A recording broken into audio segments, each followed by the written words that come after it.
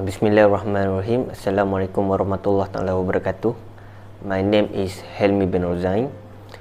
Our presentation is going to focus on eSport and games. This video based upon this semester English subject CDA 21303, moderated by Dr. Muaz bin Zainuddin and Dr. Wan Muhammad Azim bin Wan Muhammad Zain. I would like to begin by introducing our group members. Firstly, our leader Muhammad Akmal Azim, and the other presenter are Muhammad Al-Ikhwan, Azizil Alim, and Muhammad Izzuddin. In this video, we will be discussing about eSport and gaming, whether this eSport and gaming will bring a benefit or disadvantage to the user or players, and we will discover what effect that this eSport and gaming can give to people itself or community, nation and globally. So stay tuned with us and check it out.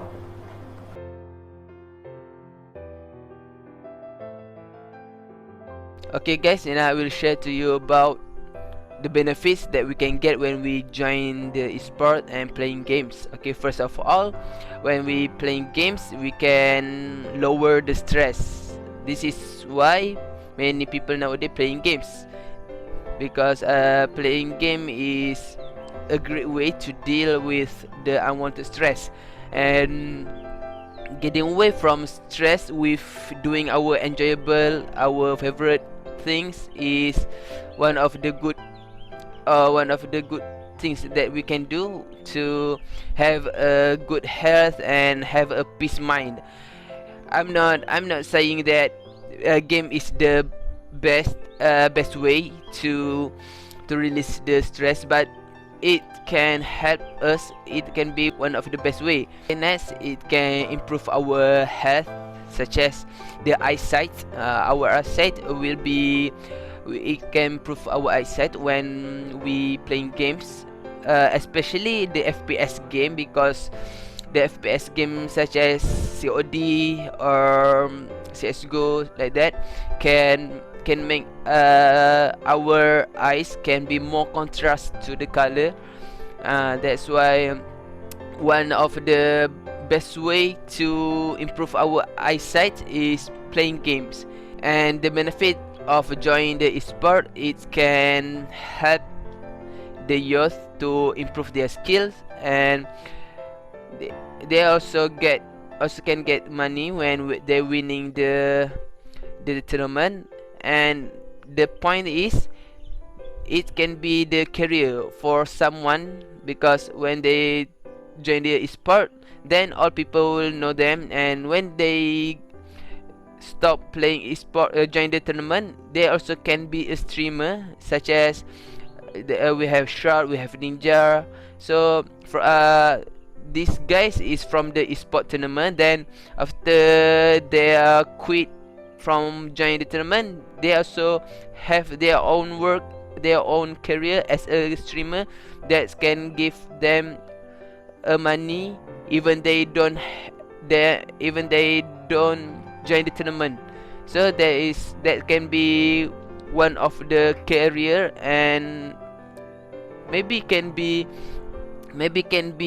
an occupation for kids nowadays. But yeah, they need to talk with their parents, because some parents still don't get how the games can give a bright life, can give a bright way in the future. Okay, that's all for the benefits. Thank you.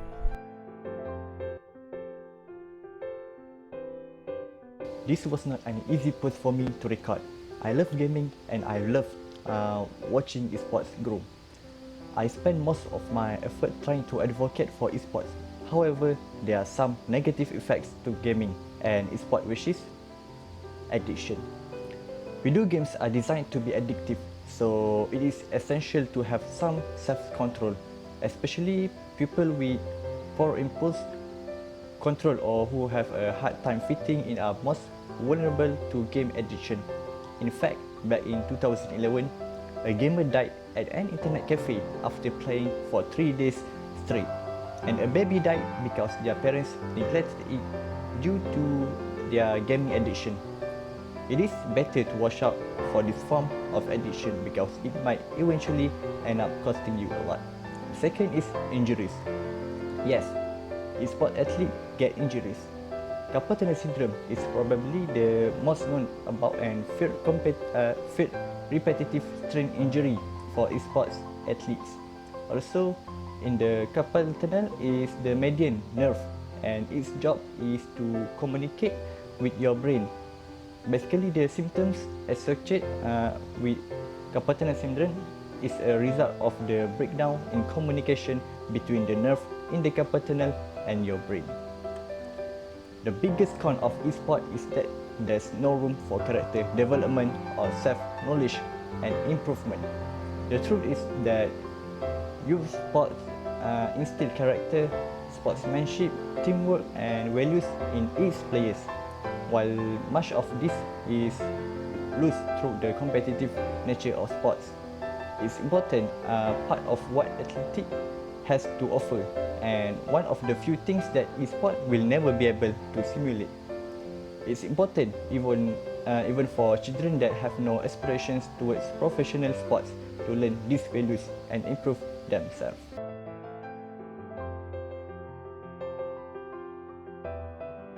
I'm Azizil Alim. So we go to the effect of esports.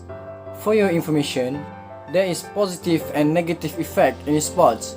So among of the positive effect of esports is non-physical damage risk. Since the game is played electronically, the chances of getting into an accident or physical damage are very low.